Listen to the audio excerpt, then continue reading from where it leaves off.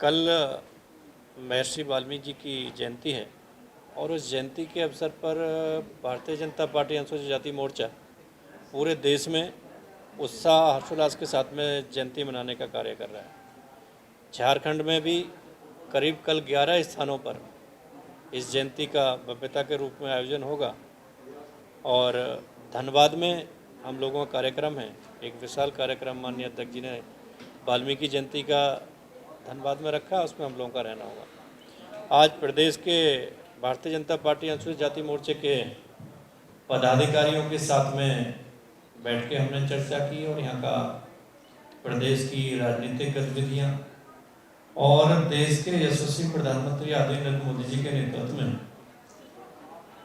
इतने समय आज़ादी के बाद दलितों को मिलने वाले अधिकार, उनको जीवन का यापन करने वाली आवश्यकताएं और उन आवश्यकताओं को योजनाओं के माध्यम से धरातल तक पहुंचाने का जो कार्य योजना शुरू हुई, जिसमें आयुष्मान भारत कार्ड, प्रधानमंत्री आवास योजना, उज्ज्वला गैस योजना और दलित छात्रों के लिए पोस्ट मैट्रिक, मैट्रिक स्कॉलरशिप, इस सब योजनाओं के माध्यम से जो छोटी छोटी चीजें थी जो वास्तव में अधिकार, बाबा साहब अम्बेडकर जी कहते थे कि दलितों को, वंचितों को, गरीबों को उनका अधिकार मिलना चाहिए, वो अधिकार देने का कार्य माननीय मोदी जी के नेतृत्व में किया जा रहा है और उस नेतृत्व को नीचे तक आने में कई सारी ऐसी योजना यहाँ पर हैं, जैसे पोस्ट मैट्रिक स्कॉलरशिप है।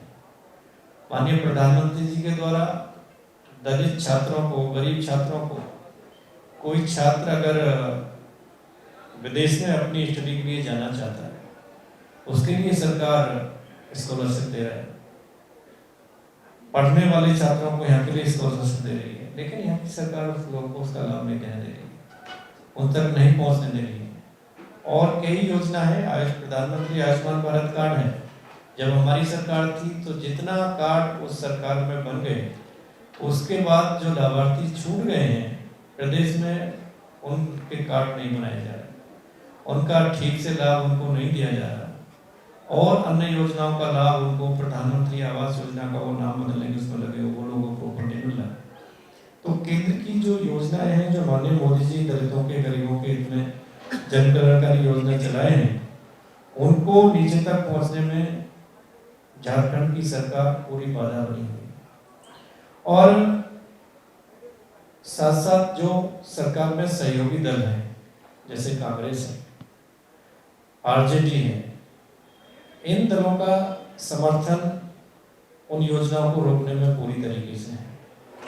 लगातार प्रदेश की कानून व्यवस्था बिल्कुल ध्वस्त है। कल भी, आज मैं सुबह आया देखा तो पेपर में छपा कि कल भी 5 जगह सामूहिक दुष्कर्म बेटियों के साथ में, और ये रोज की घटनाएं हैं। हमारा मोर्चा, भारतीय जनता पार्टी मोर्चा समय समय पर उनका विरोध करता है, ज्ञापन करता है, धरने प्रदर्शन करता है, लेकिन मुझे दुख इस बात का होता है कि पूरे देश में, अभी दिल्ली की घटना देखी आपने, सिंधु, एक दलित को बुरी तरीके से उसको हत्या कर दी गई। राजस्थान में इतनी घटनाएं हो रही हैं, झारखंड में इतनी घटनाएं हो रही हैं।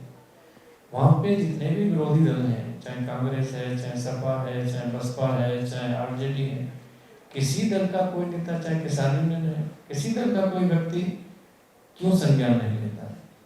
उत्तर प्रदेश में कोई बात होती है तो सारे वहाँ इकट्ठे होकर पहुंच जाते हैं। तो क्या उत्तर प्रदेश में दलित हैं, झारखंड में दलित नहीं है, पंजाब में दलित नहीं है, दिल्ली में दलित नहीं है, राजस्थान में दलित नहीं है? जिस तरीके से देश की आजादी के बाद 57 साल, 58 साल कांग्रेस ने दलितों को अपना वोट बैंक समझा, वोट बैंक समझ के उनसे वोट लेते गए और उनको सिर्फ गरीबी हटाने का नारा देते गए, लेकिन उनको शौचालय भी उन्होंने नहीं दिया, आवास भी उन्होंने नहीं दिया, गैस भी उन्होंने नहीं दी, बिजली कनेक्शन नहीं दिया, इलाज के लिए कोई व्यवस्था उन्होंने नहीं की। ये सारी व्यवस्थाएं यशस्वी प्रधानमंत्री जी मोदी जी के नेतृत्व में भारतीय जनता पार्टी हर व्यक्ति को पहुंचाने की योजना बना के पहुंचा रही है उन पहुंचाने में भी, जहाँ पर प्रदेश में कांग्रेस की सरकार है, अन्य दलों की सरकार है जहाँ कांग्रेस समर्थन कर रही है, उनको पहुंचाने में बाधा उन्होंने पैदा की हुई है, उनको भी धरातल तक नहीं आने दे रहे हैं।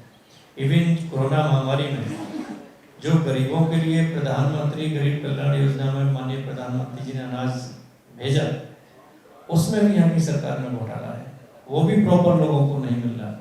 तो इसके लिए हम प्रदेश सरकार की निंदा करते हैं और झारखंड की जनता को देखना चाहिए कि किस तरीके से देश के गरीबों की हक को जो कांग्रेस हमेशा मारती रही, यहाँ की सरकार को जिनका समर्थन है वो लोग हमेशा मारते रहे, अभी भी वो मोदी जी के द्वारा उनको नहीं आने दे रहे हैं उनकी योजनाओं को। तो ये सोचना चाहिए, देखना चाहिए और आने वाले समय में को जवाब यहाँ की जनता मुझे लगता है अवश्य जवाब देगी। जिस तरीके से लगातार 5 घटनाएं एक साथ बेटियों के साथ में हुई हैं और कांग्रेस की वरिष्ठ नेत्री प्रियंका गांधी जी आजकल मीडिया में सुर्खियों में आने के लिए कभी दलितों के यहाँ पे कभी कुछ उसमें अपने आप को रखती हैं, तो एक बार उनको यहाँ भी आना चाहिए, यहाँ भी आकर देखना चाहिए कि यहाँ की बेटियाँ भी इस देश की बेटियाँ हैं, वो भी गरीब हैं। ऐसा नहीं कि जहाँ बीजेपी की सरकार है वहीं की बेटियाँ उनको बीजेपी दिखती हैं। वो आंकलन करें कि उनके राज्यों में क्या हालत हो रहे हैं और किस तरीके से कानून व्यवस्था बिगड़ी हुई है।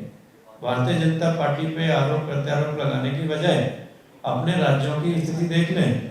और देश की जनता ने उनको लंबा समय दिया, 60-65 साल का अवसर उनको राज्य करने का दिया है।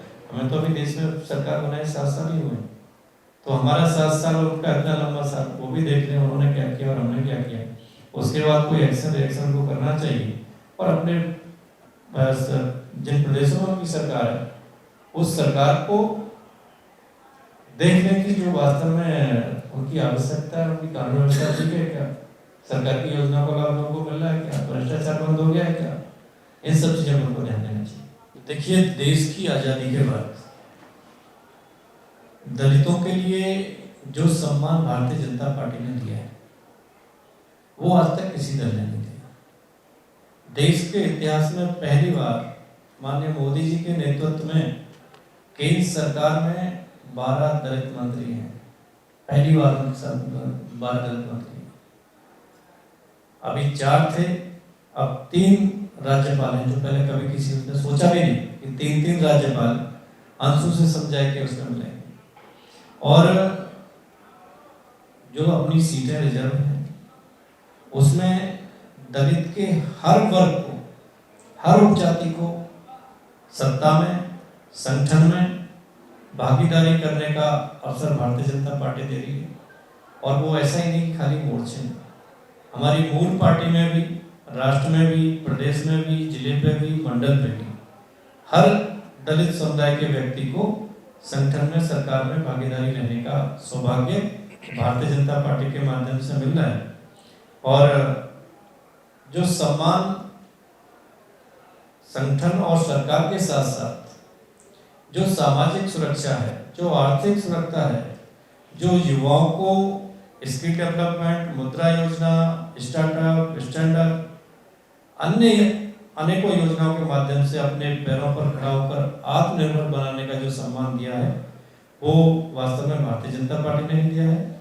जो सामाजिक समरसता का कार्य है, जो सबका साथ, सबका विकास, सबके विकास का, विश्वास का मूल मंत्र का नारा देकर माननीय मोदी जी चल रहे हैं, वो वास्तव में भारतीय जनता पार्टी जैसी संस्कृत पार्टी के द्वारा ही हो सकता है, बाकी और किसी दल के द्वारा नहीं हो सकता।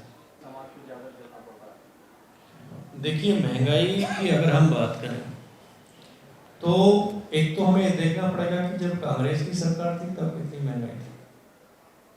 ये जो परिस्थिति है, विषम परिस्थिति है देश के सामने, दुनिया के सामने, इस विषम परिस्थिति में, कोरोना महामारी में आज 96 करोड़ से ऊपर लोगों को मुफ्त में टीके भारतीय जनता पार्टी के द्वारा लगाए जा चुके हैं। देश के हर गरीब को पिछले 1.5 साल से मुफ्त में खाने की व्यवस्था, राशन की व्यवस्था हम पहुंचा रहे हैं। और इसके साथ साथ चाहे मेडिकल कॉलेज निर्माण का कार्य हो, चाहे नेशनल हाईवे बनाने का कार्य हो, चाहे यूनिवर्सिटी बनाने का कार्य हो, चाहे और किसी विकास की बात हो। आप ये देख सकते हैं कि माननीय मोदी जी के नेतृत्व में जो सरकार की योजनाएं, जो विकास के कार्य चल रहे थे, वो बरकरार चल रहे हैं। और इस महामारी में अगर कोई दूसरा दल होता, कोई दूसरे दल की पार्टी होती, और आपने पहले भी देखा कि देश में 100 साल पहले महामारी आई थी, उस महामारी के लिए वैक्सीनेशन हमारे देश में आते आते 15 साल लग गए थे, और जितने लोग महामारी में बीमारी से मरे थे, उससे कई गुना अधिक लोग भूखमरी से मरे थे। इन सब चीजों को ध्यान में रखते हुए, देशवासियों की रक्षा करते हुए, उनको बचाते हुए, और उसके बावजूद भी देश के विकास की गति में कोई कमी, कहीं रुकावट नहीं आने दी माननीय मोदी जी ने। देश को आगे लेके जा रहे हैं, और हर चीज पे, हर रास्ते पे, हर क्षेत्र में देश आगे बढ़ रहा है। और पूरी दुनिया में आप देखेंगे विश्व पटल पे भारत का नाम आज नंबर 1 पे है माननीय मोदी जी के नेतृत्व में, और ये हम सबके लिए सौभाग्य की बात है, हम सबके लिए खुशी की बात है। और एक बात और मैं कहूँगा कि इसके साथ साथ जो सम्मान देश के लिए धारा 370 हटाकर धारा 35 से हटाकर, और क्योंकि भगवान वाल्मीकि जयंती कल है, उनका नाम रामायण से जुड़ा हुआ है, भगवान श्री राम से जुड़ा हुआ है। अगर हम बात करें क्योंकि उत्तर प्रदेश में जो देश के करोड़ों हिंदुओं की आस्था थी, भगवान श्री राम का मंदिर निर्माण अयोध्या में हो, भव्य मंदिर निर्माण का कार्य चल रहा है। आप सबका भी उसमें सहयोग है, आप सब लोगों की भावना है, आप सब लोगों की इच्छा है, और पूरे देशवासियों की इच्छा है। तो भारतीय जनता पार्टी के उसमें जो हम राम राज्य की कल्पना करते थे, वास्तव में वो कल्पना पूरी और साकार होती है। आप एक चीज देखिए, आप ये देखिए कि हर महीने कितने 2 व्हीलर्स की सेल बढ़ रही है, हर महीने कितने 4 व्हीलर की सेल बढ़ रही है। लोग सिफारिश कर रहे हैं कि गाड़ियां समय से उपलब्ध नहीं हो पा रही जितनी गाड़ियों की आवश्यकता लोगों को है। आप एवरेज पे वो निकाल के देखिए कि कितना सेल 2 व्हीलर 4 व्हीलर का बढ़ा है, और लोगों का जीने का स्टेटस बढ़ा है, कितनी विकास की गति आगे बढ़ी है। और एक पूरा तुलनात्मक एक अध्ययन करके आप निकालेंगे तो आपको ऑटोमेटिक पता लग जाएगा कि जो 70 साल 65 साल में नहीं किया, वो माननीय मोदी जी ने 7 साल में करके दिखा दिया। एक गांव में रहने वाली बहन के शौचालय से चिंता करने से लेके एयरपोर्ट तक, और एक गरीब को हवाई चप्पल वाले को हवाई जहाज में बैठने का सौभाग्य दिया तो माननीय मोदी जी ने दिया।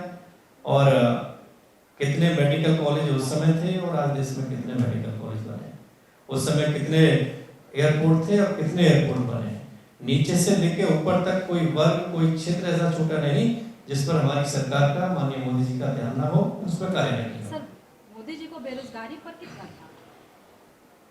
देखिए, बेरोजगारी के लिए दूर करने के लिए माननीय मोदी जी ने शुरुआत की, और मोदी जी ने शुरुआत इस स्तर से की है कि देश का युवा आत्मनिर्भर बने, वो रोजगार देने वाला बने, और उस रोजगार देने वाले में स्किल डेवलपमेंट योजना के अंतर्गत उनको ट्रेनिंग के बाद मुद्रा योजना में उनको बिना किसी बैंक गारंटी के, बिना किसी कोलेटरल गारंटी के उनको लोन देने के लिए, इस स्टार्टअप में उनको अपने उस पर आत्मनिर्भर बनाने के लिए, गांव में जगह जगह अपनी जो महिलाएं हैं उनके सेल्फ हेल्प ग्रुप, जिसमें सरकार उनको सहयोग करती है, 30,000 रुपए तक का उनको अनुदान देकर सहयोग करती है।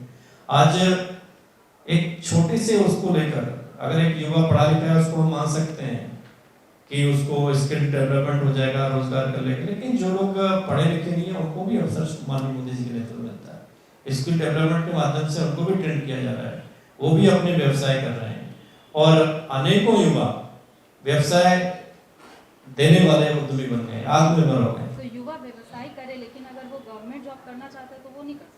देखिए, गवर्नमेंट जॉब के लिए अगर हम बात करें, क्योंकि मैं उत्तर प्रदेश से आता हूँ, आप देखिए कि उत्तर प्रदेश में जब जॉब दिए जाते थे पिछली सरकारों में, तो हाई कोर्ट तक लोगों को जाना पड़ता था, हाईलाइट होता था, इतना घोटाला, ये घोटाला, ये घोटाला। लेकिन भारतीय जनता पार्टी की सरकार में जितने युवाओं को लोग मिला, जिनको भरोसा नहीं था कि उनको जॉब मिल गया, घर बैठे उनके पास लेटर आ गया, इस सरकार में सिर्फ उन लोगों को समस्या है जो जॉब के नाम पर दलाली करते थे, युवाओं को शोषण करते थे, उनसे धन वसूलते थे। वो सब व्यवस्थाएं खत्म हुई हैं।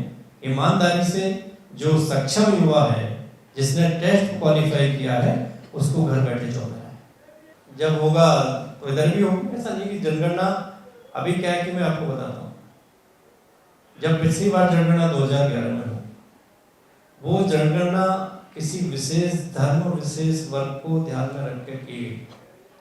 आज अगर हम निकालते हैं, आज अगर हम नेट चुका के देखते हैं, तो उसमें एक विशेष वर्ग की ज्यादा भागीदारी नजर आती है। जो लोग सक्षम हैं उनका भी उसमें नाम है। वास्तव में कोई गरीब छूटा हुआ तो छूटा हुआ। तो सरकार ने ऐसी व्यवस्था बना दी है।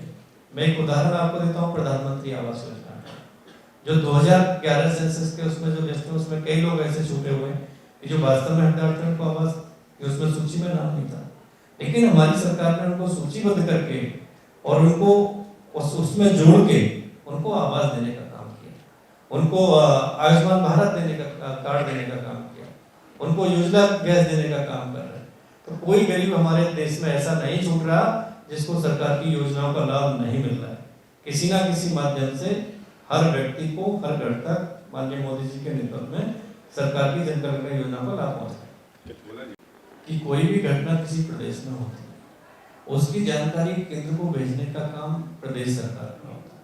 और प्रदेश सरकार में उसमें कितने उससे करिए, आप प्रदेश सरकार से लिस्ट मांगिए कि आपने केंद्र को कौन सी सूची किस उसके लिए भेजी जिसका आपको लाभ नहीं केंद्र से दिया गया है।